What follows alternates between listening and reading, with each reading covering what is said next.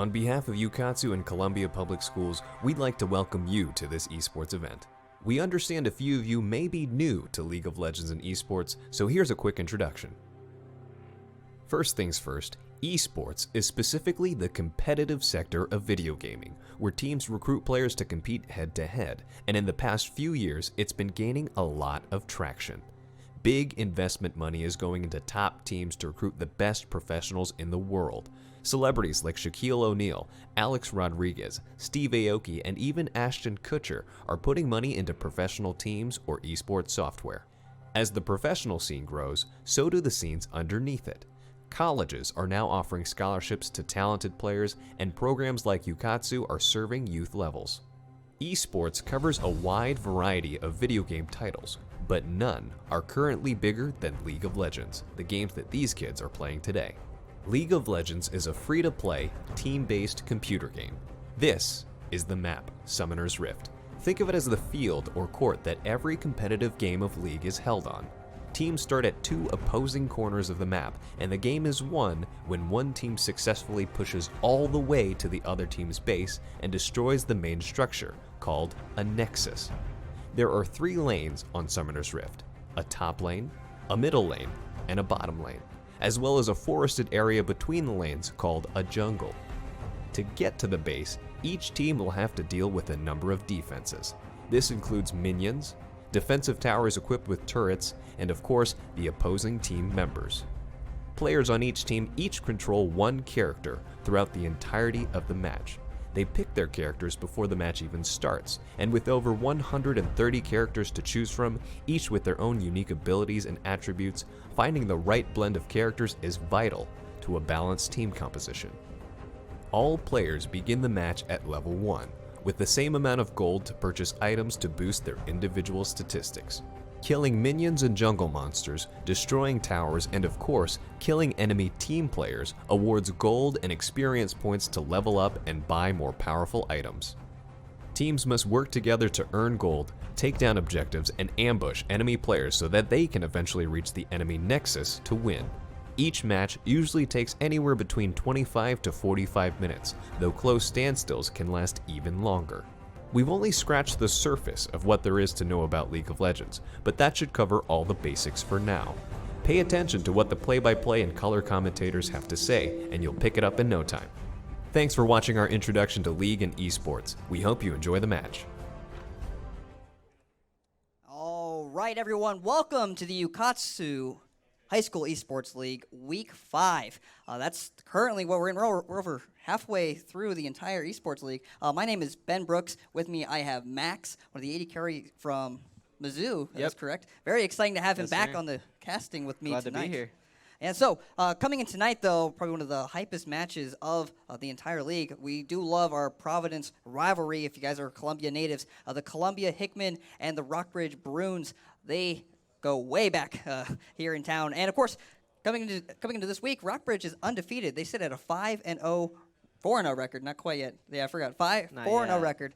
Hoping to end this week with a 5-0 record. And well, Hickman suffering their only loss to Rockbridge on the A-team squads. And coming, of course, we're going to start the game though with the B teams. Very excited. Both teams.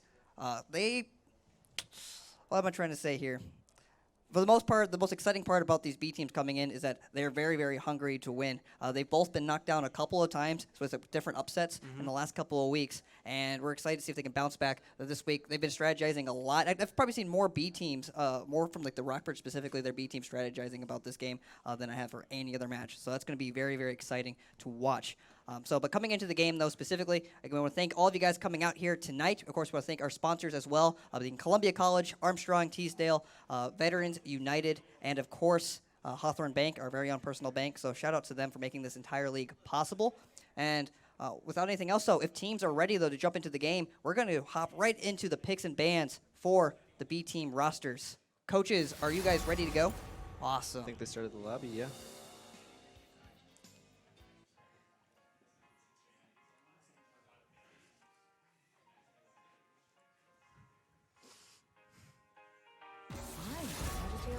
All right, so jumping into the draft for the night.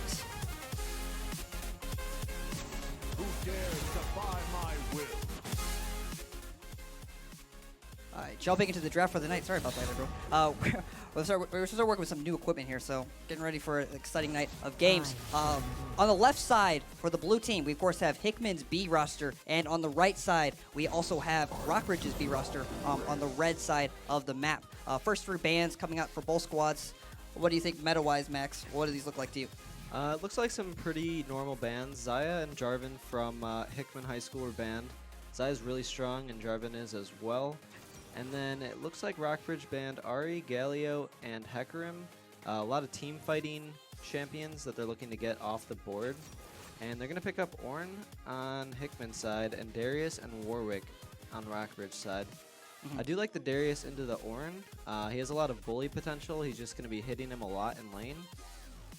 And then Warwick's going to look to play aggressive early and try to kill the Hickman jungler Nelmore in the jungle. And that's something that's really exciting to point out here. Darius being a pick that Frozen Maelstrom Lee told me he's gotten almost every single game, and he's performed very, very well on also. He is the captain of this B team roster, and he's continually getting that pick. So we're wondering if he's going to actually put some pressure out here tonight. They did come off a loss from last week from Battle High School, so let's see if he can bounce back this week. Yeah, that'll definitely be a matchup to look out for in the top lane as Frozen Maelstrom against that's pretty good. Yeah, Tim Peters, that's pretty good. Also coming onto the casting. My bad. Coming onto the casting for the night as well, we actually have Battle High School's mid laner Cameron Clapp, Ruling Ocean. He'll be coming on for the color casting tonight as well to give a little bit of support and provide his some of insights himself to tonight's games for the Hype, Hickman, and Rockbridge matches.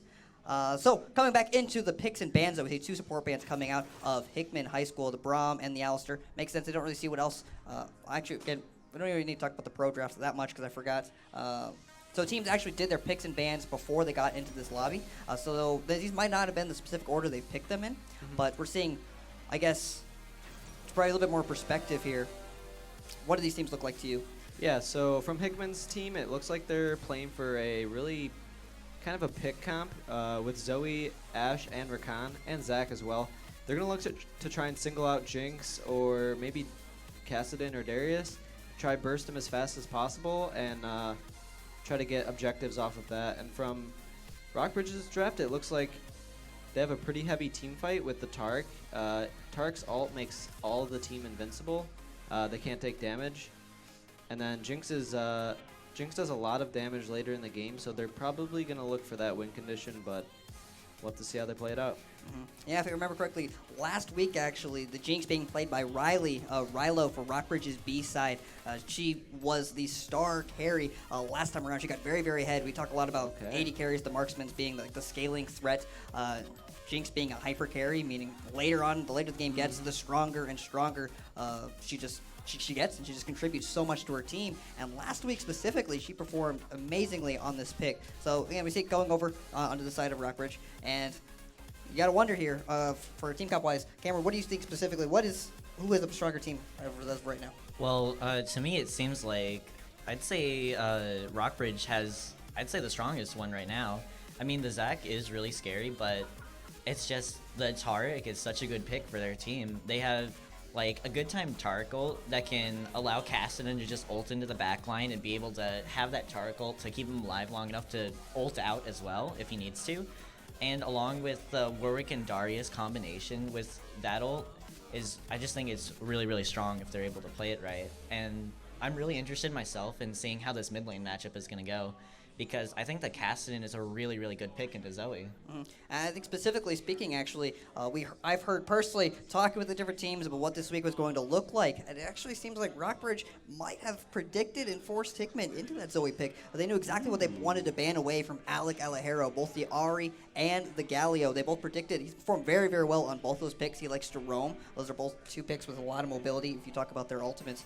And Alec has put a lot of pressure on the map, so they want to take both those picks away and force him onto the Zoe. Tristan Mini, the mid laner for Rockbridge B, felt very, very comfortable playing Kassadin into Zoe. So that's something that seems to be kind of predicted, I guess. Matchup-wise, what does that look like for you? Well, as a mid lane main, I would say that if I was against a Zoe, a Kassadin would be one of the first things I'd go to, because Kassadin isn't even in a bad spot. Kassadin's pretty good with the what's it called? The man, I can't remember the name. The one that gives you the active ability that gives you the shield. Oh, Seraphs? Seraphs, yeah, Seraph's Embrace. Cassidy, that gives Cassidy more strength for that, as well as if Cassidy does happen to get hit by Zoe Sleep, then he can just pop that, and he can easily have a way to stay alive. And Cassidy's passive kind of makes him a little bit stronger with the magic resist. Yeah, exactly. So he should have a good time in that match. Yeah. He can just easily ult out of the way and then go in. And so if I were Zoe, I'd be really scared at this point. Yeah. They're going to have to... I think Hickman's just going to have to play around getting picks. And if they aren't able to do that, it's not going to look good. Yeah, especially early game picks for Hickman against Cassidy if they really want to make sure Cassidy doesn't pop off. Because they do have the Zac, and that is really scary for a mid laner. Yeah, so normally when we talk about these games, we talk a little bit about the spectator delay. Currently, we're going to be 3 minutes behind these players. If you're not Riot Studios, it's just what happens when you're spectating games. But we already talked through the 3-minute delay, so we're actually about to jump into game in the next 4 seconds here. And that's going to be very, very exciting tonight. Again, that's why we have a different kind of casting crew tonight. There's going to be 3 of us for the first time on the desk. Again, this is Max's second time, Cameron Clapp's first time being here, providing insight from as a player's perspective. And it's going to be very, very exciting. I personally have just been very, very hyped about this match the last week, and I can't wait to watch some fun League of Legends. Yeah, I'm really excited to see this game play out. Again, just so you guys can see as well, this is Cameron Clapp, the mid laner for Battle High School. He's also going to be here with us tonight, as we said before. Prediction-wise, though, both of you guys, who do you think is going to take away this game? I think if they can keep the Jinx and Kassadin, if Hickman can keep the Jinx and Kassadin in check, make sure that they don't get too big and control the fights, then they should be able to win through picks and stuff. But it really just depends how both teams play it out. I guess we'll have to see. And so right now we're talking, it's going to be way more so about the mid laner and the AD carry for Rockbridge to really decide if they're going to win this game. But without any more discussion here, we're going to jump into the first game of the night for Rockbridge B and Hickman High School's B team.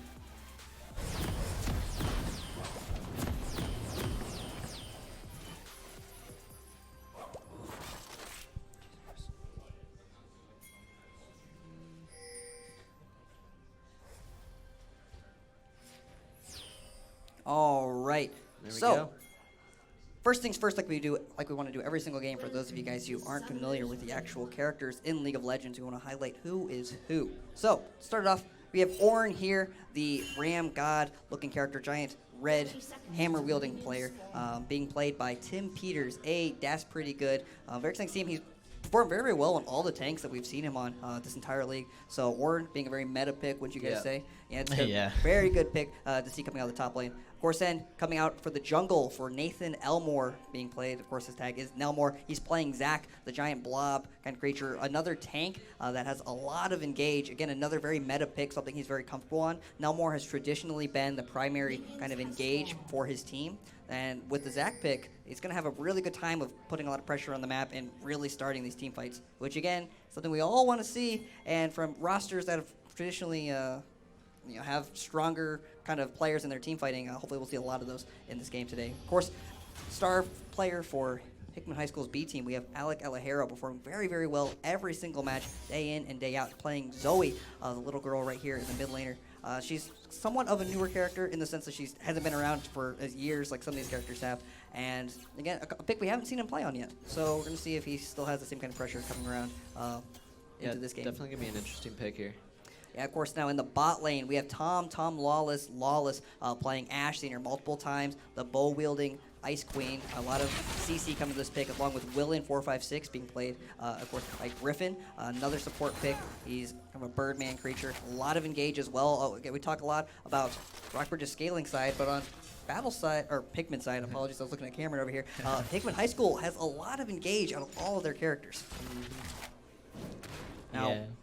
I would like to say about talking about their engage. It's mostly because Kassadin, I feel, will have a good way to get out, but just if they're able to land any CC on the Jinx, that's really powerful for them. Definitely their win condition, yeah. Yeah, it is.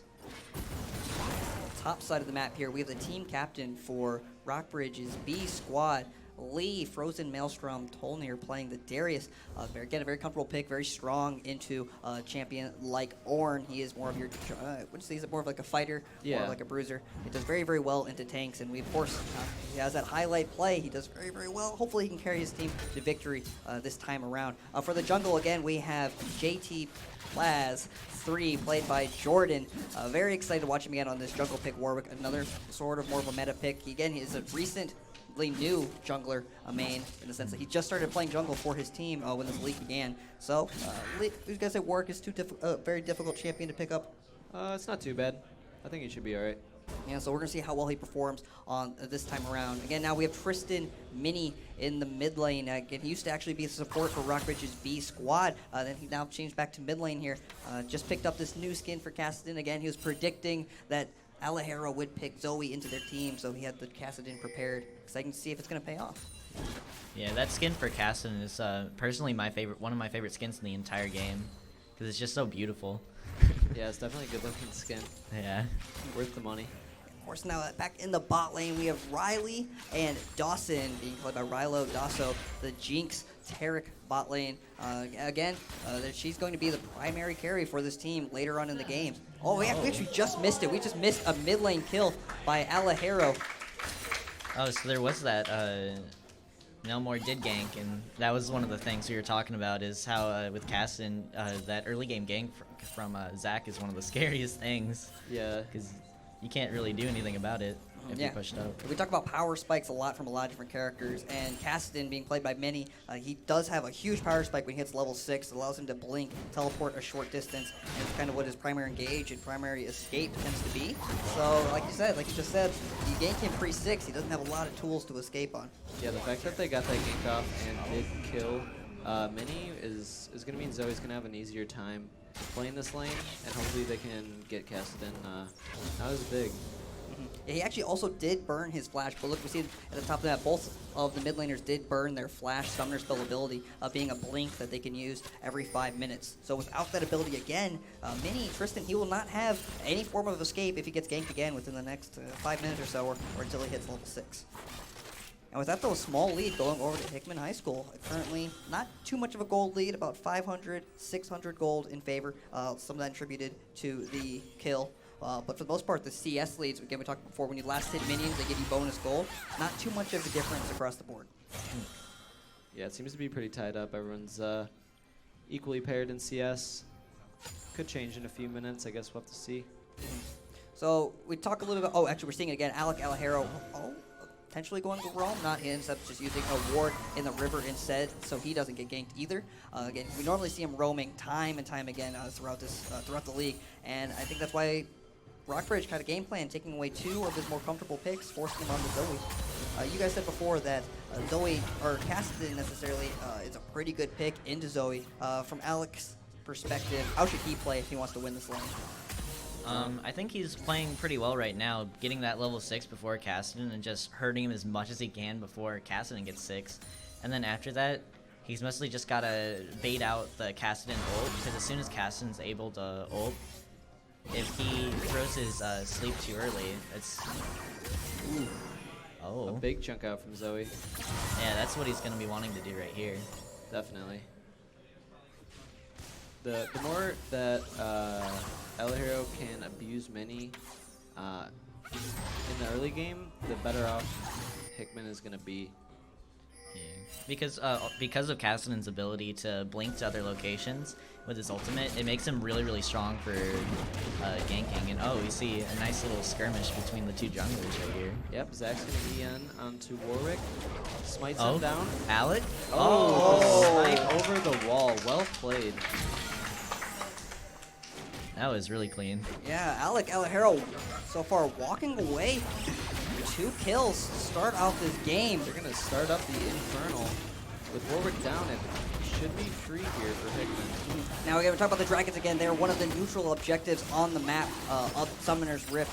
Specifically speaking, one of the larger neutral monsters. When taken by one of the teams, it does grant a passive buff to the entire team. Specifically, this one being the Fire Drake. It will give the entire team bonus damage, bonus scaling damage throughout the game. So that's a really good Drake to have, especially specifically early on. in this game. That goes over to Hickman High School. They currently have 2 kills and the first dragon. Yeah. Gold lead still about the same. And some of that's tribute actually to the top lane. We said before, Lee Tolnir Frozen Maelstrom has kind of an advantageous matchup in the top lane. He is currently ahead by over 20 CS. You can see right here in the top lane. He's kind of zoning Tim Peters' aid as pretty good off of the wave. So again, there's a little bit of a lead there in the top. Yeah, Darius will do that to Orin because he can really just kill him at any point if Orin steps out of line. So he's going to want to play back, play safe, get the farm that he can while he can. And he's doing a good job of just not dying and trying to keep his farm up. I think it's good into Darius. Probably the only thing he can do, though, as a tank, he will offer much more throughout the game as we get closer to that team fighting period that we love to see. Yeah, it looks like right now Hickman's strategy is just to get Alec as fed as he can and have the other lanes just go even, which is a pretty good idea as long as they're able to peel for Alec. Oh. Zach's gonna be Oh. drags him back. The sleep Oh. is gonna hit. Is this gonna be another kill? Big not shot. quite. Almost. Yeah, we talked about the level 6 power spike for the Caston, and we see him kind of blinking away. It seems probably he's going to be doing a lot more of that this game than going in. He is pretty far behind compared to his lane counterpart being Alec. A huge chunk of damage coming out of. Oh, he's ganking. Oh, I thought he was going to gank. No. He just helps him push the wave. Pushing the wave. I was like, Forcing poor Caston Tristan. to Yeah, I teleport back. personally feel really bad for Tristan because I know what it's like Yeah. getting camped so hard. Oh no. That is why I usually ban Zoe when I play. All right, though things have slowed back down a little bit for now. We're not seeing too many. Actually, traditionally for Hickman High School, we see a lot more pressure around the map from the jungle, and we've seen multiple ganks mid lane, and they did catch out JT in the river. But now we're slowing down compared to like other games. Normally, maybe it's just positional wise, he's not finding any ganks anywhere else, or maybe he's just told just to gank mid lane. But kind of a slower start for the Hickman B roster. It seems that their bot lane is respecting the Ashe Rakan a lot because Ashe can fire it's like a crystal arrow that will stun whoever it hits, and Rakan can follow up with a charm and a knockup, and if they hit that onto Jinx, she'll most likely die if there is a jungler there. Tom, Lawless, attempting the Quinn one trick, opting to pick a more traditional AD carry here. The Ashe, something that I know Rockbridge B was prepared for him to play Quinn, so coming out with a different pick instead. I wonder if it was expected or not. He's actually pretty close in CS to this Jinx and Tarek bot lane here, so officially the bot lane here is pretty even.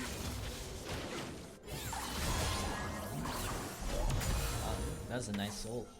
Yeah, just dodging that damage. That probably would have put him a little under half too. If that did connect.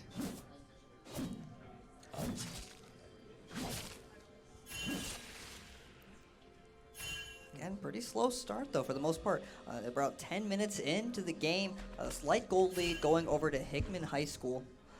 They're currently up by about 1,000 gold, mostly attributed to the 2 kills in the mid lane to Alec Harrow, as well as he's currently up by 20 CS. That's pretty big for gold specifically, and that's why you see Tristan Mini in the mid lane kind of zoned off of the wave, not really able to contest too much.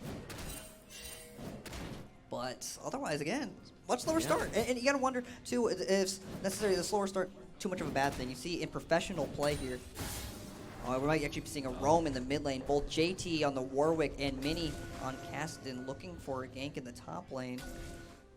I think they were looking for Zoe, but she maybe evaded them. Warwick is pretty close. He could come back mid for a return gank, but it looks like Zoe's just gonna back. Oh, maybe not. Or not. Or not, yeah.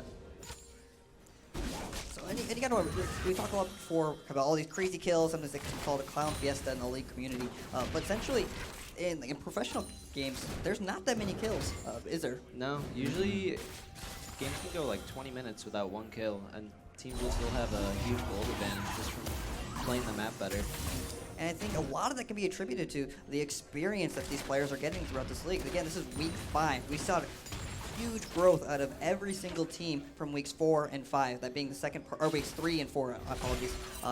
When after the spring break, after the second round robin started, teams were demonstrating much firmer grasp of different macro strategies, different rotations, and maybe those teams are making less mistakes, and that might be why there are less kills on the board. That's what it seems like to me. They're all playing pretty safe, knowing whether they can die or not, but it looks like a 4-man roam possibly to the bot side. Smartly enough, multiple people were missing on the map. Looks like Hickman bot lane did back off just a little bit. They didn't want to get caught out there, but doesn't look like Rockbridge is going to commit to any of these roams or ganks on either side of the map. Yeah, he's playing safe, but Ada's pretty good. It's going to go in onto Darius. Darius does have the level advantage here. Misses the Q though. However, Zach is topside. Yep. Yeah, actually, Cameron, last week you actually had to sub down to the B team roster and played in the jungle position, and you actually won, I believe, against, it was Rockbridge last week? And you guys actually also beat Hickman B Squad 3 weeks ago before spring break. And again, you were one of the first teams to do it to end their undefeated streak in the B team roster side. And currently, you're their only loss, so they're sitting at a 3-1 record. Give a little insight exactly what that matchup was like playing the Hickman B side, because they're kind of one of the scariest B team rosters out there. They have 3 players that used to be varsity players before they were subbed down at the beginning of the season. That was the game I played Zach, right? Sure. All right. They're pretty good. The main thing that I tried to rely on during that game was making sure I had Zach so I could try to steal as many objectives as Looks like we're going to see a gank actually in the bot lane coming out. A JT teleport instant coming in. teleport. Yeah. Zoe's teleporting in. The arrow's going to connect. Rakan charms all 3. Warwick misses the ult. And they're just going to back out, but Zoe might be able to get a big damage here. All right. That looked huge for a second there. Kind of great response by Hickman High School, responding instantly with the teleport by Alakaro. We see all the ultimates coming out, but you guys said before, Tarek being played by Dawson. He does have that ultimate that provides everyone in the circle around his link partner to be invincible. They take 0 damage for a little bit, and that's really what saved Rockbridge's B-side from that gank. Yeah, it kind of just negates the whole engage. They just have to back off because they're not going to be doing damage, so they're just... And I think when Warwick missed his ult, they kind of just decided to back off. Yeah, and something that I was actually about to touch on before that happened was that the main problem was how Hickman is really, really good. And even both the A and B team are really good at responding and having these really great team play moments that even with an early game advantage, looks like a fight's we going still... down. Oh? Gonna make many flash. They're both gonna flash in. Kassadin's ult coming in clutch. Just blinking away from that. Yep, he does. So Nelmore does burn his flash. Again, more pressure in the mid lane. Very unfortunate for Mini. Again, he's kind of newer to the mid lane role, so they gotta give him a... They hit the bubble. Zach is gonna go going in for the kill. Oh wow. Alec Alajero Zach picks with up a 3rd kill. Will Warwick be able to finish off this Zach? Zach is very tanky. Maybe the Wolves will help him out a little bit. And possibly we could see an Ornn TP. Oh, wait. Oh, And he's just gonna ult out. But JT Jinx is opts here. to ult away. Good rotations by Rockbridge, though, responding to all this pressure in the mid lane. Yeah, definitely. Oh my. Looks like Nelmore is going to escape with his life. Well played. They did finally pick up the kill on Tristan, diving down to the 2nd tier tower.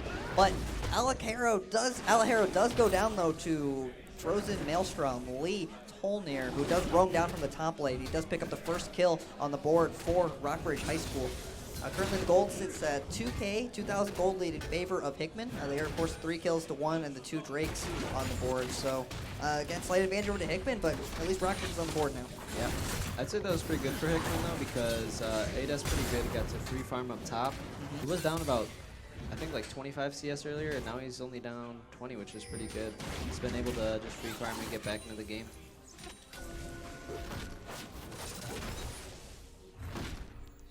Again, more pressure coming out of this mid lane. It's crazy. Bubble. Gonna connect with that. Oh my gosh, that is a lot of damage out of Zoe. That's a Fed Zoe. Oh Yeah. no. Oh no. I think that's everyone's worst nightmare. Yeah. And it's something we see a lot. Again, Nelmore and Alajero, they were on the Hickman roster last year, so they do have some of that built-in synergy together. And it seems like every single game, Nelmore's always there to help Alec get ahead and start snowballing. Looks like he's going to take the 1st tower of the game. First tower goes over to Hickman High School. Almost killed Kassadin, too. I think Warwick should be able to pick up this kill. Oh. Oh! Wow. So clean. That was very clean. He does end up going down, though, to JT Cinder in the Hulk's jungle gonna pick him position. up. But Alajero's having a great game. Yeah. Alec Alejero, the junior for Hickman High School, he is currently on fire. He's got 4 kills. He picked up the first tower for his team. That does grant bonus gold to the entire roster when he picks that up. But I've got to say, that snipe was pretty crazy. Yeah. He's trying to escape. Not only is he trying to escape from the gank from JT, but he also finds a way to pick up the kill onto Mini. Oh, looks like Ash is getting engaged on. Oh. Rakan's gonna be forced to go ult. And I think that's gonna be the end of that fight. Yeah. Warwick is heading down. I think he still has ult too. This might not be good for Hickman. Stunn's gonna connect to Tarek and the knockup as well. Warwick comes in, flashes. The arrow And then the hits. Wow. And then the Rakan tanks for him. Rakan can just get out. Wow. That was really good. That was on well Hickman's played, side. yeah. All right. Yeah, and that's one of the reasons people play Rakan as support. He has so much mobility and he can do so much that it's usually a great pick. Oh, Zach engage. There's a re-engage, and then there's a really good, well-played Tarek ult right here. Yeah. He's gonna ult, not moving back too much, but they might be able to catch him. Oh, and Alec is roaming down. Yep. Zach goes back Zach- in. Let's see. Oh, and then there's another flash for Alec to pick up. Oh no. Is this a catch on Alec? Yeah. Rockbridge is Alright. gonna be able to turn that around for a double kill. Darius Oh. TP'd in as well. Oh! Wow. Oh my. A big turnaround for Rockbridge. That was huge. It's 3 Yeah. kills going over to Rilo, yeah. to Rilo. Again, the carry for Rockbridge. That's exactly what you want to see. Their hyper carry. Getting those kills early on means she's going to be closer and closer to that power spike later on in the game. Looks like they're going to translate that into a tower as well. That's exactly what they need in this situation. A tower and 3 kills for Jinx? Yeah. Oh my. Now they're down 600 gold. If we take a look at this instant replay. Yeah, again, brought to you guys by Veterans United Home Loans. Thank you for making this replay possible. We're going to jump into it right here in a couple of seconds here in the bot lane, though. That's really what put Rockbridge back on the map. Currently, they're sitting at 600 gold. Oh, actually, this is the replay from earlier, Oh. actually, where he picks up the kill. Alec Alejero does pick up a clean kill on Tristan Mini. This is actually from the replay from earlier. Oh But you do my. get to see the snipe once again from Alec. Sorry, Rockbridge. But instead, we're going to highlight Hickman's play instead. But once again, though, that was... Ooh, Dragon's gonna be spawning in a few seconds. And for Rockbridge right now is back in this game. They may not Yeah. actually be ahead in gold. Currently, they're up to a 6-4 in terms of gold lead, or for kills. They are up and down with kills, but they're still down in gold by about 1,000. So that's something to be pointed out, as well as the 2 dragons that are over to the Hickman side as well. Yeah, they can definitely look to fight, but Ornn does have TP while Darius does not have teleport. So if they do try to match this dragon and Ornn teleports in, it might go Hickman's way. Exactly. It looks like they're pressuring, and they are going to go in. Charcoal popped. Guessing going in on the Zac. Rakan has a nice double knockup triple. Oh. Oh my gosh. Oh no. It's looking... Zac's going to pick up Tarek, so he's going to pick up Jinx. And Warwick is going to kill Ash. Ornn Oh. does TP in. Oh Hits the no. ult. This is the, Re-engage onto Warwick, and that is a triple kill for Alejero. that's scary. That looks pretty rough there for a second for Hickman, or for Hickman there. It looked pretty unfortunate there for a little bit there in the middle of the pit. So we're seeing again, right here, Hickman High School is currently on the dragon. They're doing their best to knock it down. They do secure it. Zac picks it up, and we see the ultimate coming out from Rockbridge. They've trapped Hickman High School into this pit, and we see the Jinx in the outside. She's doing very well positioning, not doing as many damage, not damaging as much She as she does could. get hit by the bubble there, and Zoe just instantly deletes her. And then, as I said, Ornn does TP in from behind to help clean up the last 2 kills. And Alec walks away with a triple kill, as well as Hickman getting the dragon there. So they now have the kill lead once again. It's currently 8-7, up by 4,000 gold now.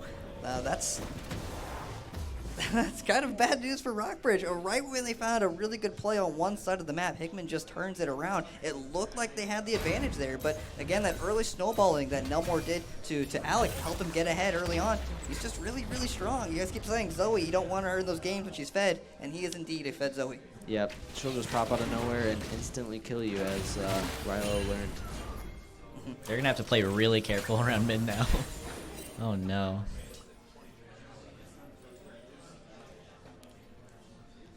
So it looks like everything has been set back to neutral. Both teams now trying to find an objective play on the map. Hickman High School has picked up 2 towers now, getting the bot tower and the top tower for both of the outers of Rockbridge's side. This is about the point now where you're going to start seeing teams grouping up, trying to force different objectives. The Baron being the neutral objective that we've seen time and time again that allows teams to end these games. It has spawned about 3 minutes ago, so we might start seeing teams setting a vision around that objective. Definitely. And it looks like Ornn is coming to the mid lane, hoping to maybe collapse on the Warwick in the jungle, in the river. And getting the Rift Scuttle that for Baron is going to be really, really good for whoever gets it, because that's an unclearable ward right there. Yeah, the movement speed is really nice too. And the bubble's going to connect onto Darius. Oh. Ornn ult is called in. I don't know if it'll connect. It doesn't. And yeah, they'll just return to the neutral game. It looked like Hickman might not have been on the same page there, whether or not they wanted to engage. The Ornn Hall going down does mean they will be at a disadvantage if they do want a team fight in the near future. So we'll likely see Hickman backing off for a little bit, waiting for those cooldowns to come up. And so Rockbridge kind of has an advantage here if they want to take advantage of the fact that Tim Peters, Ada's pretty good. Hold on, ult. Oh, and it looks here they like are. Zoe might be caught. Ashe ult in. They're doing a lot of damage. Will the Tarkle come down? Tarkle. Great ultimate though by Griffin. Yeah, Rakan comes straight out, and both teams just peel back. and see, and that's, you guys gotta tip your supports. Both supports coming in clutch really would Saving save both both teams, rosters. yeah. Yeah, we see Dawson using his Taric ultimate, makes his entire team invincible, and Will in 456 playing the Rakan. His ultimate basically charms, kind of puts everyone in crowd, CC is what we call it, crowd control, meaning they're kind of charmed basically like stunned, they can't do any abilities. So he basically, both teams couldn't do anything there because of the amazing play out of both supports. Yeah, it's going to be interesting to see how they work around each other's ults. Try to get the most advantages that they can. And that's one thing we didn't really highlight as much at the beginning. I do love how both teams have a pretty good identity and a pretty clear game plan just by the champions they picked. We see so much engage coming out of Hickman. And I think that's they're kind of basically saying we have really good team fighting early on. We're going to force these fights, and we're just going to beat you with superior team fighting and superior engages, as well as the pressure they just had with the early ganks. Just Nelmore just being able to kind of be around the map and have more pressure than JT was. Yeah. On the flip side, Rockbridge, it's kind of just about protecting their carries. Jinx, once again, Riley, a 3-1 currently, right where she wants to be. Can she position well, and can she deal enough damage to carry the fight for Rockbridge's side? Yeah, if you give it about maybe 10 more minutes, maybe 15 minutes in this game, Jinx is going to get really strong and start just destroying Hickman. So they're going to have to look to force some objectives before Jinx does hit that 3-item power spike. And luckily enough, though, for the Hickman squad, they do have the tools. So they do have the engage, so they can pretty much dictate when they want to fight. And we're going to see if Hickman is coordinated enough to really just pick those fights. Pull it off. The bubble does connect onto Warwick. He's going to have to ult out, or he is just going to get instant deleted. The damage coming out of Alec Arrow. Jinx getting some good damage down. Yeah, that's the power of Zoe, as I keep saying. You can just throw one bubble and it turns into a kill. Oh, Jinx getting hit by the bubble. Whoa, that's big exactly what Ornn they wanted to see. Hitting all 3 of them. Zach's going to go in. Tarkle is Tarkle popped. in time. Takes both of them out. The ultimate dragging both the support and the bot lane to the other side of the map. Rockbridge, the flash in. Many kills. Kind of just showing off some mechanics there. Oh, and again, that's all the support play that made that entire scenario possible, why no one died. That was such a great engage by Hickman High School. We're going to see here, actually, it might not quite be over yet. Multiple members of Rockbridge High School have to back off. Yeah. It was a good pull by Darius. Yeah. That would have been scary if that didn't land. That is one way to counter Zach, is you just stop his jump in and kind of can't do as much.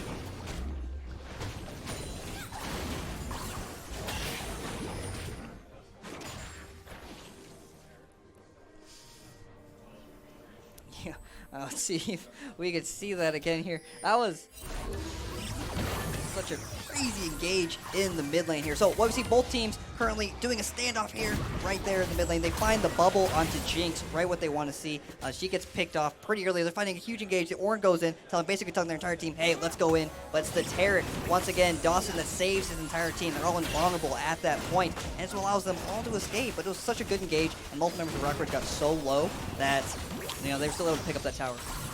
Though what we just missed actually was Tristan Mini. He actually just got picked off again by Alec Alejero, and because of that, Hickman High School was able to translate that into a 4th Drake of the game. They currently have 4 dragons. It's a lot of movement speed because 2 of them are in fact Wind Drakes. Yep. It's gonna make Which the means that'll be rotations. faster rotations Exactly. for Hickman, and that's what they have. That's what they're good at. Yeah. Just gonna look to pressure mid. Try to get that last tower before the inhibitor. And no one's really contesting them right now.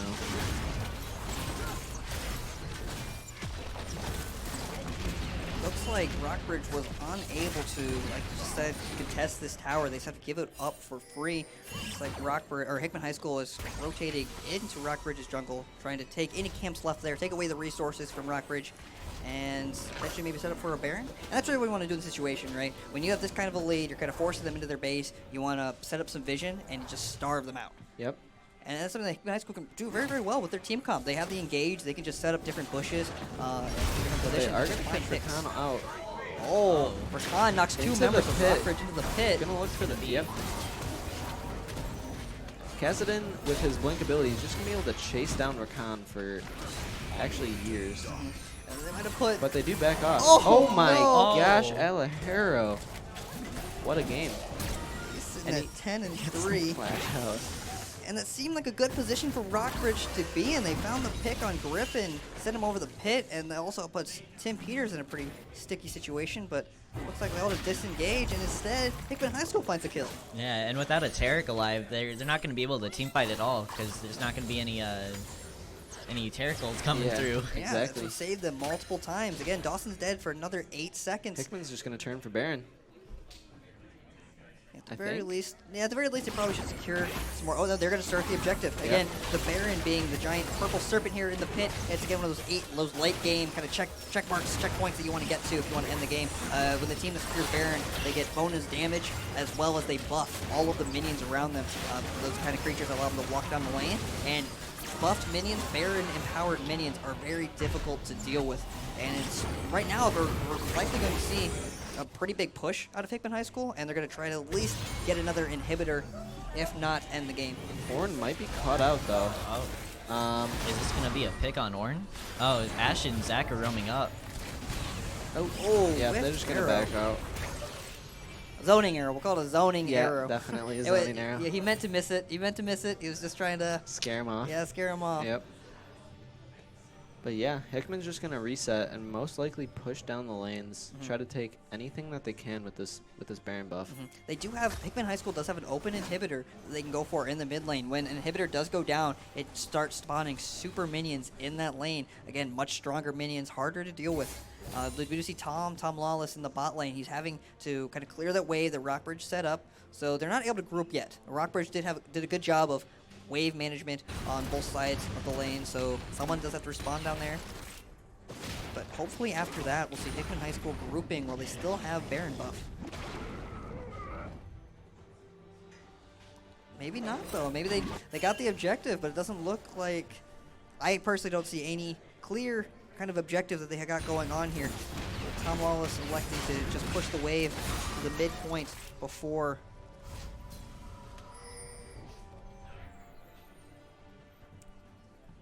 Yep, it looks like they're just gonna farm up for right now instead of pushing down mid and taking the inhibitor. But that's alright. They're still really strong, still really ahead. 4 Drakes up, about 10,000 gold as well.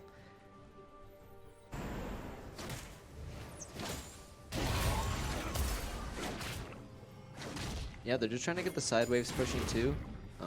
So when they do take an objective, it's easier to rotate and take other objectives. Yeah, strangely enough, though, we see both the carries for Hickman High School in the bot lane. Yeah. We see the Zoe and the Ashrak. It looks like now they've been communicated better. Tom Lawless is currently roaming to the mid lane to provide support for his teams. Right now, we have 2 tanks and support here, knocking on the inhibitor door for Rockbridge. Yeah.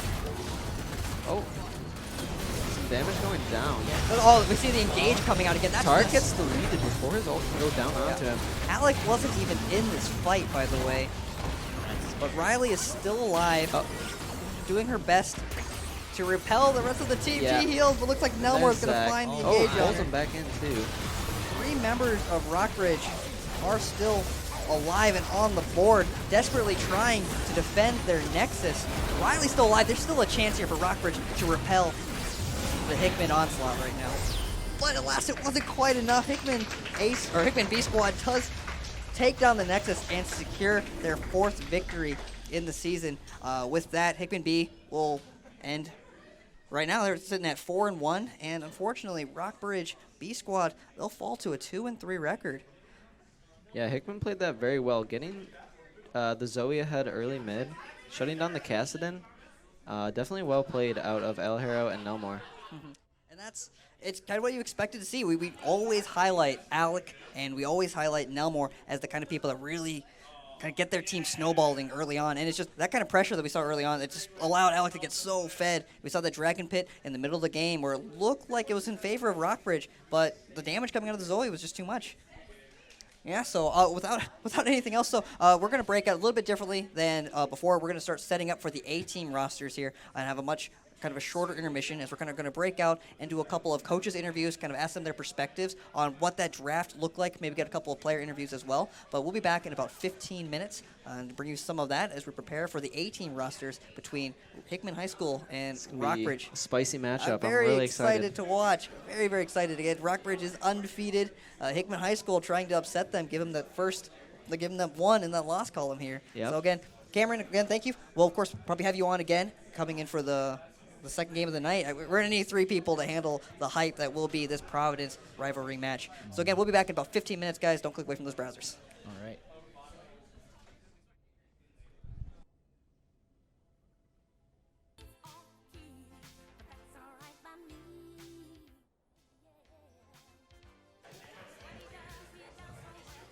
All right, we're actually here right now. We're waiting for a little bit more for the intermission part of the game, making sure everyone is getting their picks and bans figured out. Both teams talking right now with the Hickman A and the Rockbridge A rosters, getting real hype about it.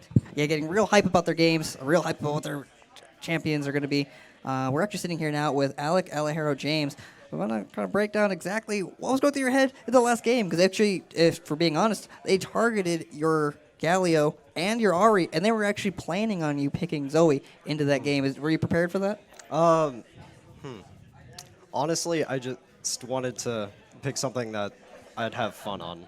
So Was that the whole Zoe. thought process there? You just want to have fun? that was basically it. And did you have fun? Yeah, it Yeah. was a lot of fun. Well, I guess that's what's most important here, and I guess that's something that's very important, I guess, to highlight or talk about is the fact that you guys watch you play. Their entire team, their coach, their rosters, they're looking at your champion pool. They're looking at the last couple of games in your match history, what you played. Did you ever take that into account when you're talking to Coach Bruce about what you want to play for the week? I mean, if they ban out champions, I'm just gonna have more. Like only 3 bans before I pick, right? So they can't ban out everything. That's true. That's a very good point. Very good point. It really goes back into that deep champion pool that you do have. If there's anything important, is there anything you want to say about this league specifically, this opportunity that you get to play? I just think it's awesome that you guys did this. It's just amazing that I get to play in a high school league, play a video game that I enjoy. Yeah, very much. Well, thank you for being a part of it. It's very important. And specifically speaking here about this next game coming up, if you had to take a guess, I know you're a little bit biased, though. Who do you think is going to win the next game? Your A squad or the Rockbridge A squad that is undefeated? I think that this time A-team's definitely gonna beat Rockbridge. Mm-hmm. Oh, is there a reason for that? I think we've solidified our draft a lot better this time. All right. Well, we're going to check that out in the next 2 minutes and 44 seconds. Teams are preparing their picks and bans. Thank you again, Alec, for coming out here, talking a little bit about what your thoughts were in that last game. And we're going to get ready to jump into the A-team games for Hickman and Rockbridge. Providence rivalry. We'll be back in a couple of seconds, guys, so stay tuned. Thanks.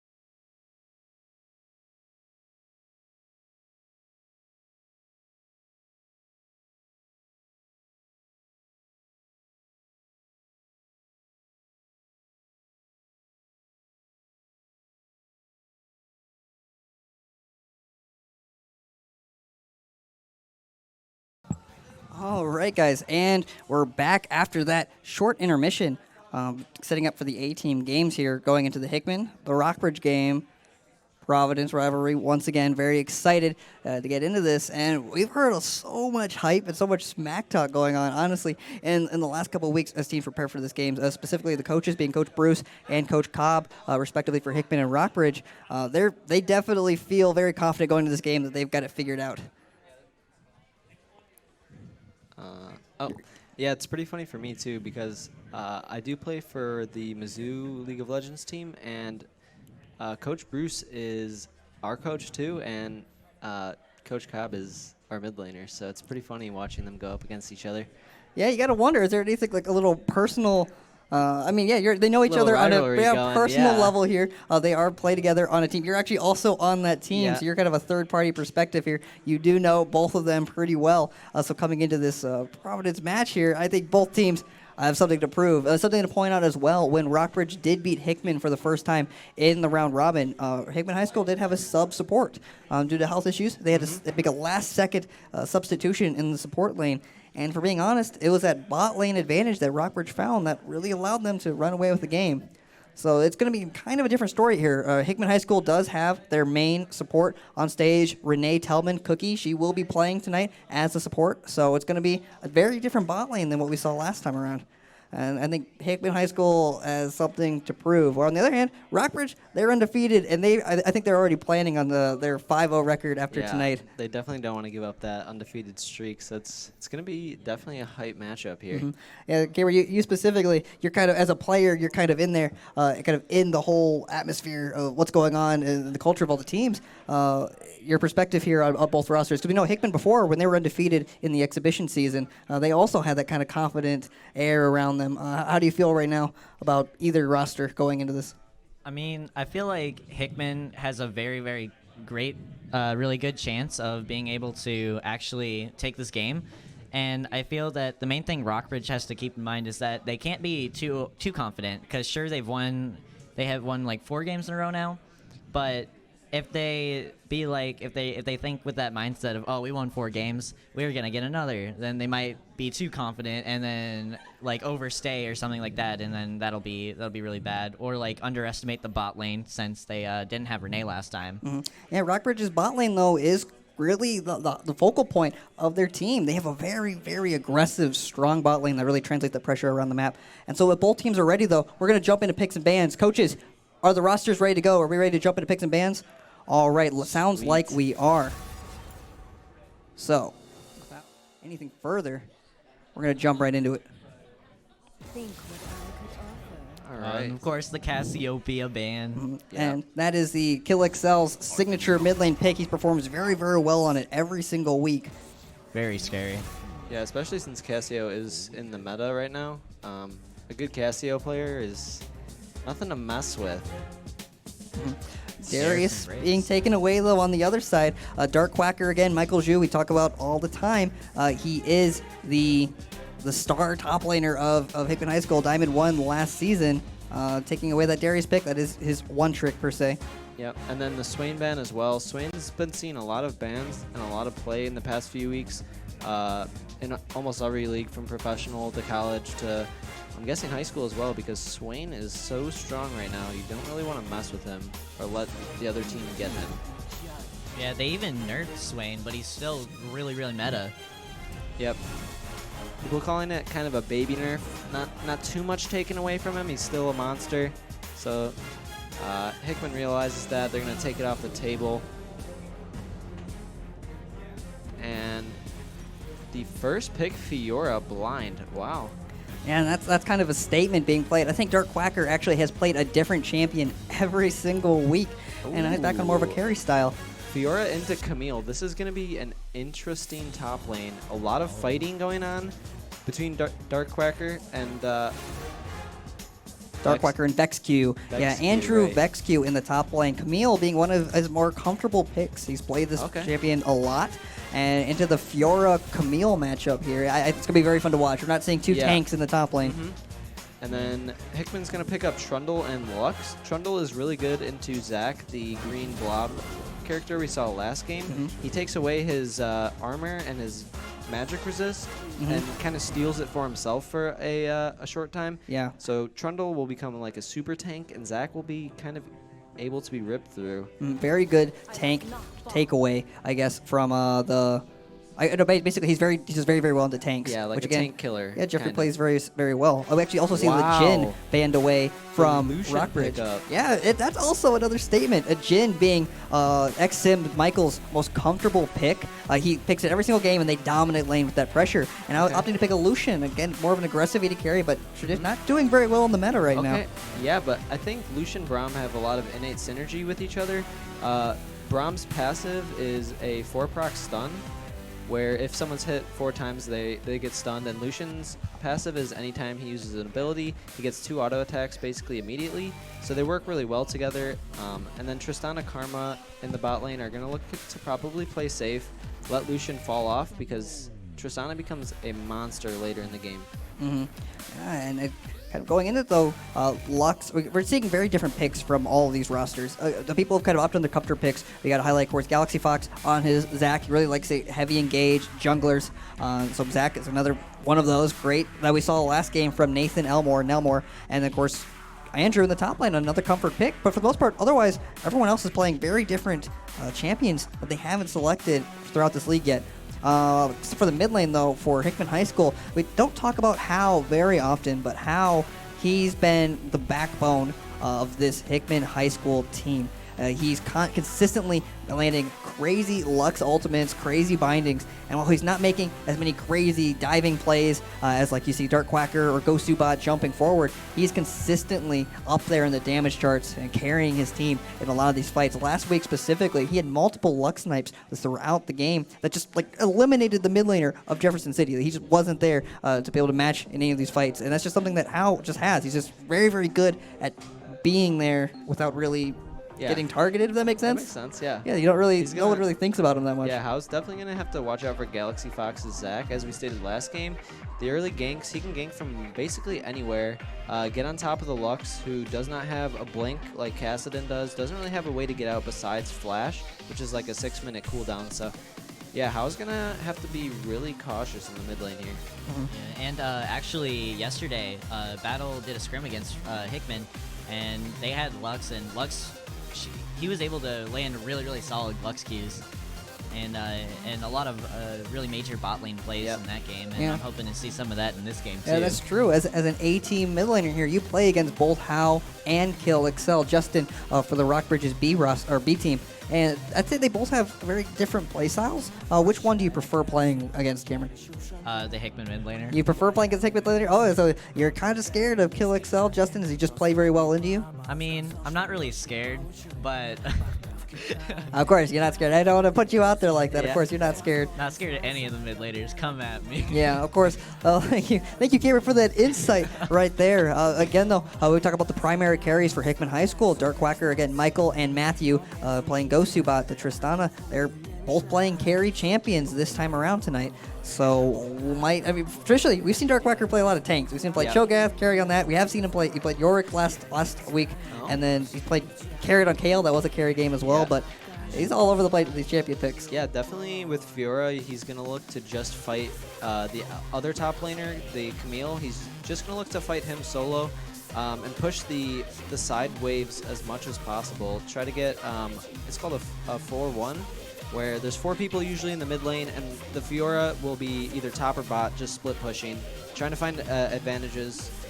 So we'll definitely be seeing a lot of skirmishes between Camille and Fiora. Yeah, and another thing is we haven't really seen him play that many champions like Fiora, but I know that he's been really wanting to play Fiora because he's very solid on it, and so this is going to be a really fun game to watch, actually. It's true. That's a good point. We've seen multiple teams actually ban away Fiora away from Michael, and he hasn't even played it yet in this league. So this is his first time getting this champion.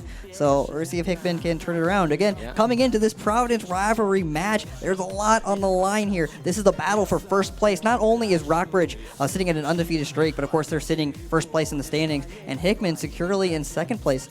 If Rockbridge takes the win here, they'll have a 2-game lead ahead of Hickman, and they're going to sit very securely in the top part of the standings here. And that being said, there's no way Hickman can catch up to them if they lose here. But if Hickman does win, it's pretty big for them. That is very big. That's exactly what they want. If they win here, they'll be put in a prime position to take first place away when we go back to the third round robin. That is also assuming that neither team loses a game previously. Again, Hickman only dropped a game previously in the last round robin to Rockbridge, so that's going to be pretty important to recognize here.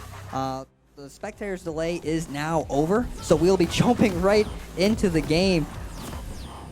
The first game of this week, this Wednesday, Week 5 of the Ukatsu High School Esports League, brought to you guys by Columbia College, Armstrong Teasdale, Hawthorne Bank, and Veterans United. Thank you to all of our sponsors for making this possible. We're playing League of Legends in a high school, everyone. 9-week season here. We're currently in Week 5, and I know teams, players, fans can't be more excited about this match. There's so much on the line here for both these guys. It comes out to pride, comes out to like high school. It's high school, you know. It's high school rivalry. You always want to beat the rival high school.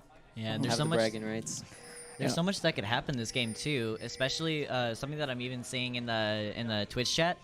They're really excited to see this jungle matchup, which I'm also very excited to see. I'm hoping to see some Trundle invades into Zach, because with the wall he can easily stop Zach's jump. That's true, very true. So we're going to highlight the players once again before the minions spawn in this game. In the top lane, of course, we have Michael Darkquacker Zhu playing Fiora, a carry pick right here with the sword. Kind of likes like more of a fencing kind of champion, the way she plays, a duelist. Very fun, she's going to carry. She's not playing a tank tonight, boys and girls, ladies and gentlemen, tonight. It's going to be very exciting. Of course, we have Bo in the jungle position. He recently changed his name to Uncle Angel, again playing Trundle, more of a fighter. He does have an ultimate ability that allows him to steal tanky stats and resistances from other players, specifically from Galaxy Fox. So it's going to be pretty big. His ultimate can really turn fights around if he ults the right people at the right time.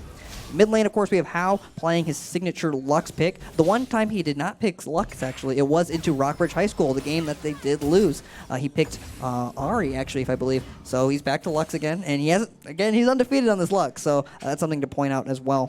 We have Matthew Gosubot Perkins in the bot lane playing Tristana, another very very meta 80 carry marksman this time around. So being able to jump forward, just his playstyle, very aggressive laner. And of course, Cookie, Renee Tellman is back in the support position for Hickman High School.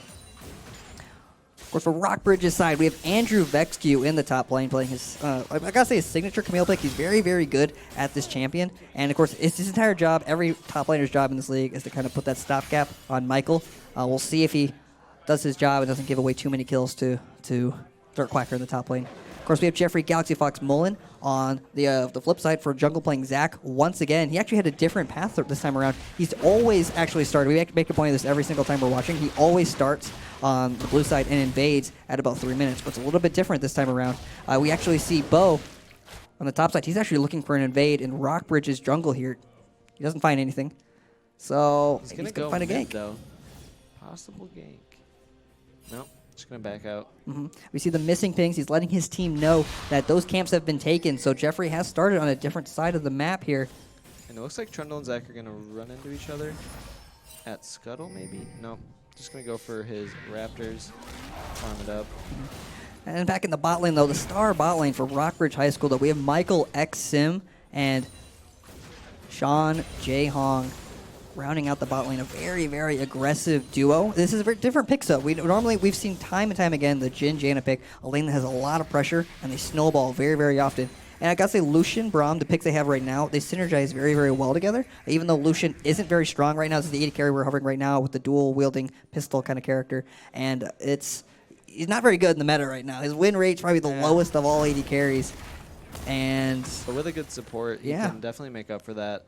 They're going to look to try and get leads early, snowball the game as fast as possible, and just dominate kind of. That's true. He does not scale as well as Tristana on the other side around, on the other side of Hickman. So, like you said, they want to find that early lead, which Rockbridge's bot lane has always found. And I think they talked about that a lot coming into planning for this week. It's really all about the bot lane. Rockbridge wants their bot lane to get ahead, and then from there, they lane swap, they translate their pressure across the map, and that's how they win. So we'll see if they can do that, though, if they don't have their signature picks. Yeah. And even speaking of that, it looks like Trundle's down in bot anyways, so they might even be looking for something level 3. Yeah, it could be. There is a ward in Tribush to spot him out, and he does get pinged out, I think.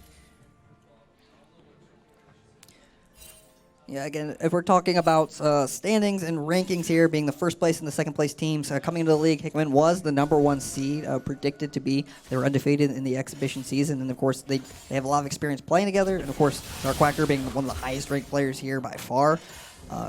From these two teams, we've always seen very high caliber play, very meticulous, very calculated plays across the map, and it's going to be very interesting to see now two teams who are both at full strength, and who both really like to find pressure.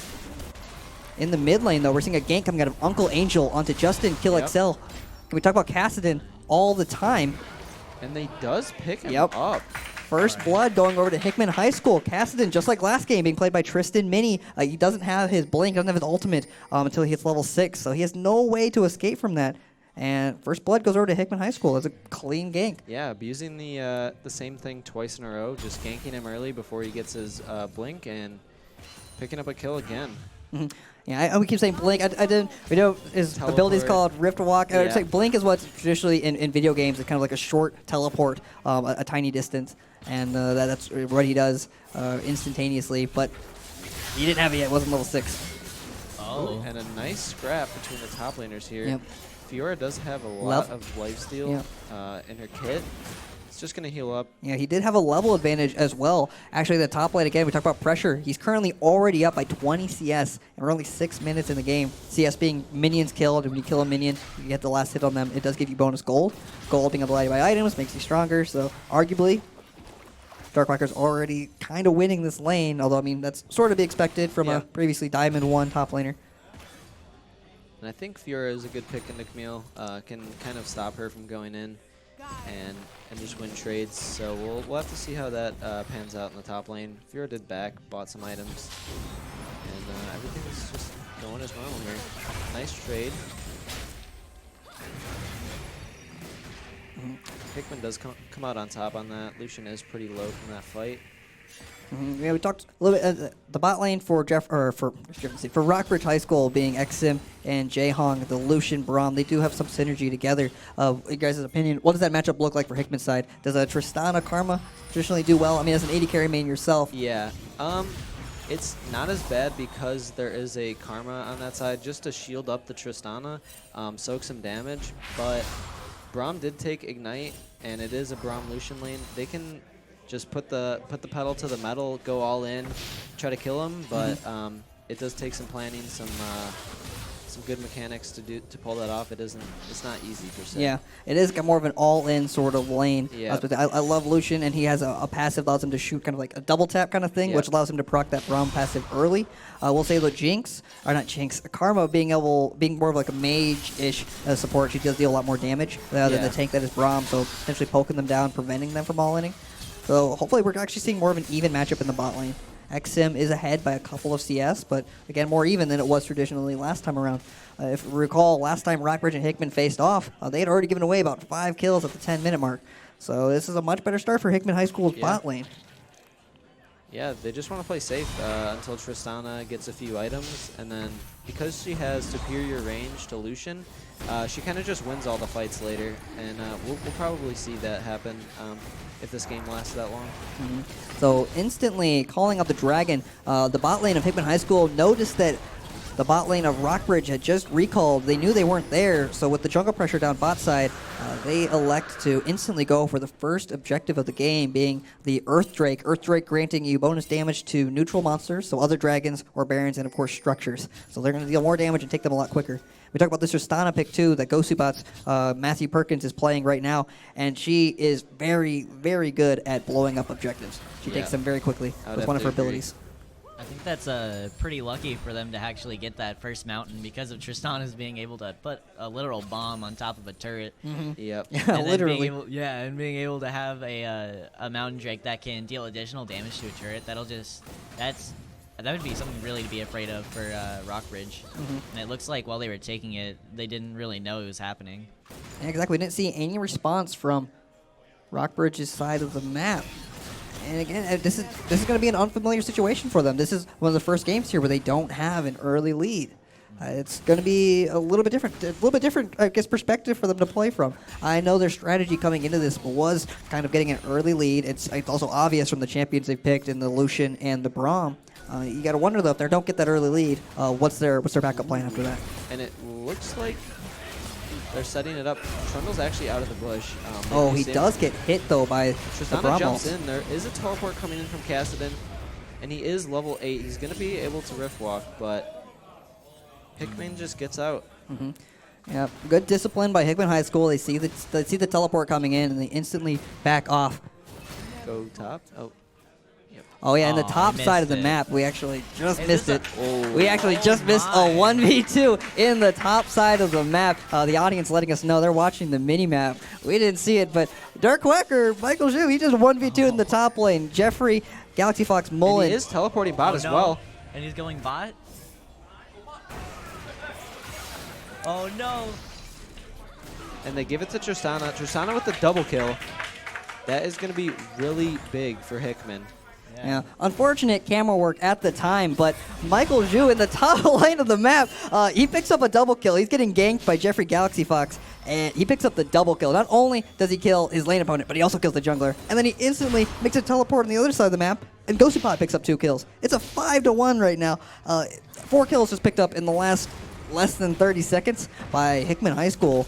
And they're firmly in the lead right now with a Yeah. 1.5k gold lead.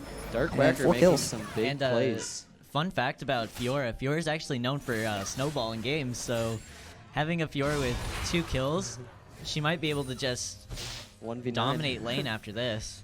Yeah, we'll definitely see that come in. Lucian not being as far ahead as he'd like to be, and Tristana picking up those last 2 kills. Definitely something to worry about. The kills are on the right people. Yeah, At this definitely. point in the game, you have them on the carries. You have them Gosubot and Michael, of course. Actually, if you talk about the kind of specifics here, Gosubot is usually the primary carry for Hickman High School. They want him to get fed. They want him to be so scary that they kind of forget about Michael, or the fact that Michael can just 1v5 people on one side of the map. Gosubot is sitting there killing anyone who's left. Yeah, or just taking Baron like Tristana's like to do. So scary. Oh, a ult onto Lux. She's just going to flash out. Cassid and Rift walking in, and they back out. They got the flash. That's And the pretty barrier. good. Yeah. Yep, so we did see a good gank there out of Galaxy Fox in the mid lane, bringing both flashes. Fiora roaming down. Not too much to grab. Just going to return to the top lane. Maybe look for a gank. Oh, no, they're going to be Rift? taking Rift. Yep, so instantly rotating to the next neutral objective on the other side of the map, in the Baron Pit, being the Rift Herald, the giant crab. When killed, they can now spawn that in any lane on the map, wherever they're standing, and it'll also push the wave with them, It takes creating a lot of pressure. Yeah. Jeffrey Oh, jumping in. Jeffrey Smite Galaxy Fox steals. gets the Smite steal. He steals the objective away from Hickman High School. He will go down, but excellent steal for Wow, that Rockbridge there. was- Good play by Jeffrey. It Yeah. actually also looked like he was able to pick it up. So when the Rift Herald is killed, it drops kind of this eye on the ground. Jeffrey was also able to pick it up. So not only was he able to steal it, he was able to pick up the Rift Herald. So that's big advantage going Yeah. over to Rockbridge there. Great Huge win. play. Even though he died, I'd say that's a worse in the chat. Yeah, definitely. That's very well played. There are 3 people on that objective, and he just jumped in. He did have a ward in the back of the pit, so he could see what was going on there. But still, very good steal. And seeing a steal like that makes me kind of excited to see some late game Zach, because some of the things Zach is known for in pro play is being able to jump over the pit entirely and smite it and steal it. And he while already you had go one over. steal. He did already have 1 steal on the night. In the top side of the map, though, big gold lead over to Michael. He's ahead in CS. That tower is over halfway destroyed on the top side. So we'll see how long Andrew can hold out here. On the other side, though, I guess we didn't really talk about the compositions that much, but Rockbridge does have a strong comp in the regards that they have a good game plan here. They have a lot of characters that can kind of dive Yeah, onto they- the back line. They mostly want a team fight, with Camille locking people down and Cassidin just trying to kill Lux and probably Tristana and Karma. And then on the other side, Hickman just wants Fiora to split push all day, take towers and just do everything. But Jump. Tristana is going to jump in on the Braum here. Just going to back out, clear some wards. And that's what we see a lot of. We see a lot of Matthew jumping forward every single game. And sometimes it pays off, sometimes it doesn't, but it's just a style of play. And- It's exciting to watch. Dark Whacker did Just took take the first tower. Yeah, first tower in the top lane. That's going to be a lot of gold in his pocket. Yeah, a lot of pressure as well. Again, first tower going down does grant bonus gold to the entire team. And with that tower going down for Rockbridge, Teams are posturing around Drake. It is an Infernal Drake, one of the strongest dragons in the game. Teams are much more likely to fight over this. And it seems like both teams are posturing to fight. Are we going to see another steal here? yeah, potentially 4 members of Might Hickman be. are on the objective, though. He's charging up. Jeffrey's trying to. Jeffrey he steals does the steal objective it. again. Jeffrey Galaxy Fox with the second steal of the night. He will go down in his passive. It looks like Rockbridge is going to disengage right after that. Cookie does pick up the kill Wow. on him. Worth in the chat. Yeah, Zach, it's the I'd second like to steal of see. the night for Jeffrey Galaxy Fox Mullen. Again, the senior for Rockbridge High School, Jeffrey Mullen, coming up huge for his team. No, they don't lose anyone other than Jeffrey. He goes in, gets the free steals, and the objective is going over to him for free. They are down in kills, but right now they're staying in this. They're trying to hang in there. Hickman High School does secure, though, the bot lane tower. Thought Lux and Cassin were fighting a little bit, but Yeah, Infernal for tower, I'm going to say it is better for Rockbridge. Infernal is just so strong. For the late game, yeah, it does give you scaling damage. It's going to be very important. Yeah. But Rockbridge does have to find a foothold here. They are losing Yeah. objectives left and right. They lost 2 towers on the map now, and that's traditionally where you're going to start seeing Hickman grouping. That's what Rockbridge's strategy is entirely. They just group whenever they find their first tower. Hickman's going to do it now on them, so can they respond? Spawning Here the it Rift is. Herald The Rift Herald plays. coming out. And I think that just like for Hickman, the Mountain Drake was the best for them. Infernal is the best for Rockbridge right now, since they're looking for team fights, and that Infernal gives them that extra damage they need. Exactly. Galaxy Fox not going to go in. The Rift Herald is just taken care of by Hickman. Yeah, they don't quite get the tower there, but they did knock the mid tower down to half health. Some decent damage. Yeah, looks like we're seeing a lane swap now, though. Michael Darkwhacker is now rotating to the bot side of the map. Going to put more pressure there. And we're going to see the bot lane of Hickman now rotating to the top side.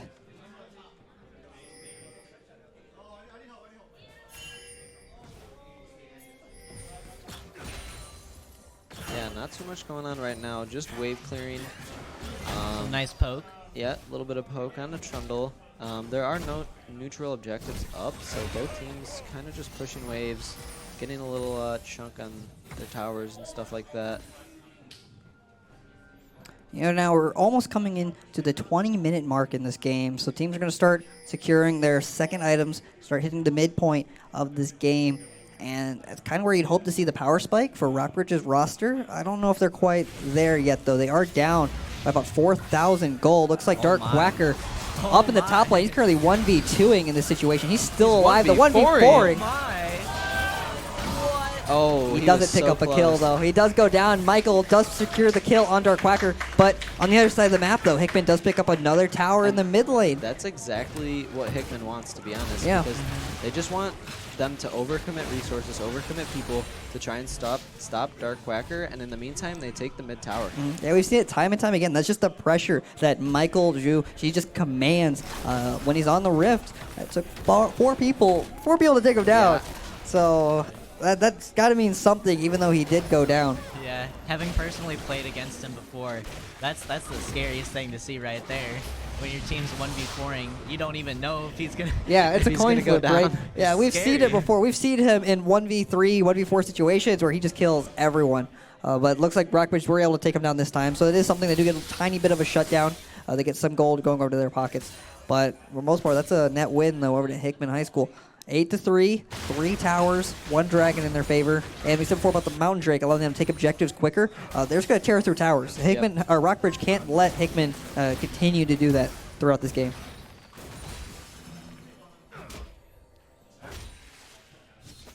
What's exciting, that's something that's really fun to see, though, is we are seeing appropriate plays here. Neither team necessarily has complete control of this map. We're still seeing proactive plays out of Rockbridge. Time and time again, we see one of these Like rosters. this right here. Oh, Ooh. Does grab the this Trundle. is really good. Great ult by Jeffrey Galaxy Fox Instantly Mullen dead. once again. He's going off tonight, even though his team, like as a team and roster, they're a little bit behind there. He's currently 0-3. 2 of those deaths that are going over, though, to steal objectives. Yeah. He's still making plays all over the map.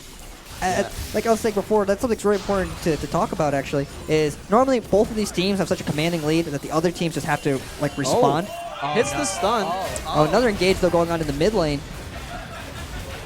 Jeffrey taking a fair amount of damage. He does survive. Oh. my. Oh, he gets Does sniped by Hal. snipe him. Yeah, just like I said before, snipe. Hal with the snipe. Rockbridge does pick up their first tower of the game in the mid lane. Back in the top lane, though, Andrew Vexcu doing his best to stop. Does hop. It's just where he heals, though. He survives. Gosu, but action Very going all over the close. map.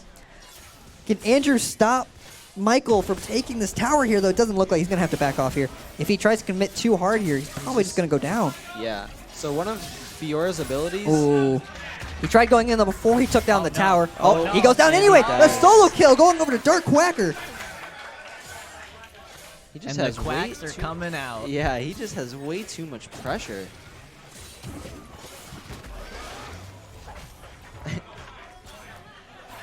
Man, it's going back to what I was trying to say earlier. For the most part, you probably agree, Cameron, is like sometimes in both these teams have so much pressure, you're kind of forced to just react. You're sitting there, like, you have no choice but to just respond to whatever they're doing. But on this side, in this game, it's kind of a higher caliber of play. All the players are on the same page here. They've played a lot. They practice a lot.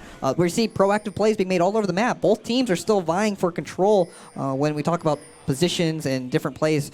No team is just stuck responding. So that's very encouraging to see. Rockbridge, though, they are a fair bit behind. We do see 4 kills, though. All 4 kills for Rockbridge side over onto Michael. Is Galaxy Fox going to get another steal? no. Oh, Doesn't no. look like it this They time. say- Wait a minute. They were prepared for him this time. They He's say, to go "You're down not in his stealing passive. another objective from Yep, us." Michael trying to... Oh, no. Oh, and Hal solo picks it up. Hal again, the backbone of Hickman Well High played. School.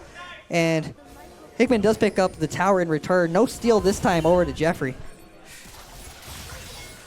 And see, that's pretty unfortunate. If anyone's not watching this match, they look at the stats later. He is sitting at 0-5 right now, but he has probably contributed the most in terms of like his team play overall. I mean, just all these objectives. Yeah. But he's got to get tankier. He's got to start farming a little bit more. Actually, to be honest, he's actually not that far behind in farm from his counterpart, Uncle Angel. But he's going to be up to him to get tanky here and allow his team to survive a little bit longer in these fights. And I think another thing to keep in mind is because Rockbridge is behind, they're going to need some really good wave clear against this. And their champions don't have a lot of that. That's almost a meme. I feel like we've talked about wave clear time and time again the last couple of weeks, especially when people are talking about drafts, and that's true. Rockbridge High School, they did not draft a lot of wave clear in their composition. They won't be able to stall Dark out for Whacker too long. going in, doing so much damage to that Oh Lucian. no, is this another? It's a tell 1v2 me. situation. He picks up the kill on VexQ. And he's He's just gonna going to go turn back around. in. Oh, but Michael picks up the return kill. Doesn't respect him. Michael popping off the first team again. Once again, he's always been the carry for Rockbridge. Baron. Michael is down, but the top laner for Rockbridge is also down. Both top laners are down. And Lucian's in the bot lane. Yep. They're just going to... It's going to be a 4v3 situation. All But right. the real question is, will Galaxy Fox steal this? Goes I in a believe in little you, Jeffrey. early. Just going to try to ult out maybe, and he's just Not taken quite. down. Yep, he does go down to Uncle Angel here. They're trying to good bash flash. away. And that's something to Michael Exim. He wasn't there to help out. He did get the kill on Dark Quacker, but he wasn't there to help out the Baron. But because of that little scrimmage there, Hickman doesn't feel comfortable enough to continue the objective. They're going to back off. Yeah, so in order for Rockbridge to really get back into this game, they need to force fights right now while Lucian's really strong. He's 5 kills, 2 deaths, 0 assists. So he is in a pretty good spot to fight right now. And if they do capitalize on that, they could start winning a lot of fights. He's strong. We've seen Michael Exim carry so many games before, and he's in a position. I will say, though, Lucian doesn't scale as well late game. So the later this game goes, the better position Go Subot's going to be in terms of what they contribute to their teams. So you're right. The window of opportunity is right now. It is. Because Tristana is at 2 completed items right now. Once she does finish the static shiv next, I'm guessing, she gets very, very strong. Can usually like half health squishy your champions. So they do have to act right now. Again, we talk about pressure from Dark Quacker again. He's just pushing in the lane once more alone. We might actually see Oh. They're all there actually though. gank. Yeah, we see multiple members. Hickman High School does know there's multiple members of Rockbridge on the other side of the map. They're pinging the Baron. They're not quite rotating yet, though. They're looking for Karma, I think. Yeah, it seems like they're going to be looking to have Michael Dark Quacker be able to shift their Rockbridge's attention from Baron. Mm-hmm. Because And we then can they see would them pinging that, and If he does need help, Andrew is asking for help in the top lane. Both top lanes do have to teleport, though. So if Hickman does start this objective, They are rotating over. and right now it seems like it's either Rockbridge loses an inhibitor or they lose Baron. It doesn't could be seem like it's both going at to this go. he point. does take that tower. Just the pressure that Dark Quacker demands. Look Oh at, he's just my. running at both of them. Oh my. He's crazy. He's This going man- deep. This man's is crazy. And he's doing it though. Oh, on the other side of the map, Hickman has started the Baron. They do knock away Galaxy Teleport Fox, coming preventing in. him from stealing it once more. They're actually forcing on the objective. Jeffrey doing his job as a tank, knocking him back. He doesn't get the pickup, though. Lulux all whiffs. Teleport now Jeffrey coming in. lives. They do pick up Kassadin. Oh no. Tristana Oh, with the no. reset. Could get another. No. I think, yeah, And and, he's- that's going to happen. It's gonna be in.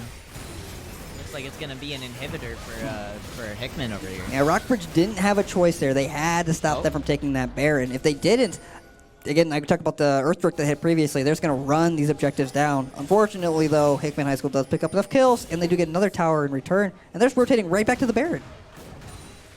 That's true. 3 members of Rockbridge are still down. We see Exim. He's not going to spawn for another 12 seconds. He's not going to be there in time. So it's really going to be up to Jeffrey. Is he going to get the steal here? Once again, Dark Quacker's trying to chase him off of the objective. Gonna go in? No, Jeffrey. Do it! Do it! I believe He's you. going in. He's trying. Oh, he spikes too early. Very close. Oh, Nice we try, see the guys. Lux trying to burst it down. That might have been mistimed though. If Lux had bursted it too far, and Jeffrey was able to steal it. It was close. Yeah, Jeffrey didn't really have any time to smite it. He was gonna die too quick. Yeah, going back to the replay up here, Dark Quacker again 1v2ing in the top lane. Jeffrey goes in to try to steal the Baron. He gets knocked out by Tristana's ult. We see Andrew TPing, actually no, that's KillXL TPing in the back of the pit. Jeffrey gets a pretty big ultimate here, but he doesn't carry the Lux with him. His channel doesn't go all the way through, so he doesn't carry it back. He has to disengage. And then from here, we just see multiple members of Rockbridge not on the same page here. They're on multiple ends of the pit, and Hickman High School just runs them down one at a time. It's just maybe a little bit unfortunate timing there. They just weren't quite there at the same time with the teleports.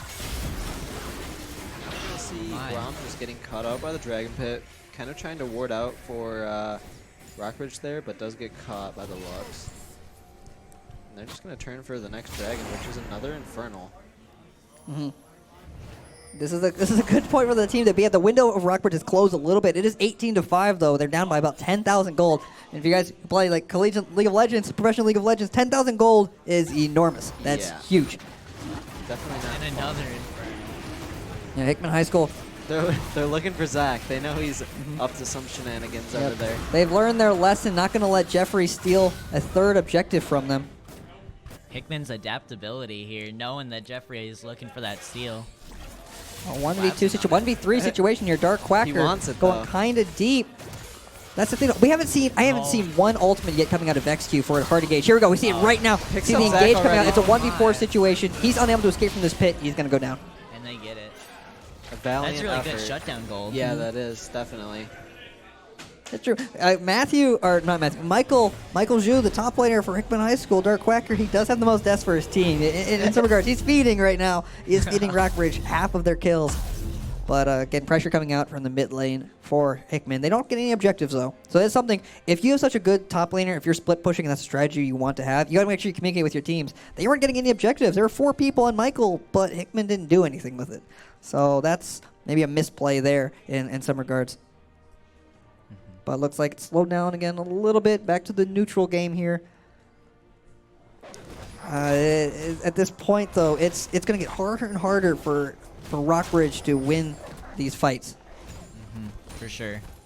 Yep. I think Hickman's just going to wait for Dark Quacker to come back up again. Go to the side waves. Yeah, you can already see he's heading bot. Just wants to split all day, and then they'll try to siege mid with the remaining Baron buff that they have. And I think they're approaching this from the wrong, the wrong perspective here. They keep trying to send people to assist Andrew, and it's obviously not working. When someone is split pushing, you know for a fact that they only have 4 people. You also know Dark Quacker's teleport is also down. He teleported in the last fight. So this is your point now. You want to engage on the team that has 4. Don't let you guys. You basically want to win more than the split pushing team is, and so this is your chance to engage in a situation that you know will be 5v4. And so instead of Rockbridge trying to send people to stop Dark Quacker, they need to engage on the other 4. Yeah, you just need to force fights. But as we can see, Tristana's at 3.5 items. She's really, really ramped up. She's super strong. Gonna definitely be carrying these endgame fights. If they can stop her, they definitely have a chance. But otherwise, it could be the end here. Yeah, you talked about the window of opportunity. That, I honestly probably argue, that's probably passed by now. She does have her 3 items. Currently sitting on another BF sword. That's a very, very strong Tristana right now. And I really like their strategy to have Michael bot and then the rest of the team top. Gosh. Oh no. He's a little bit low. No. Oh my gosh!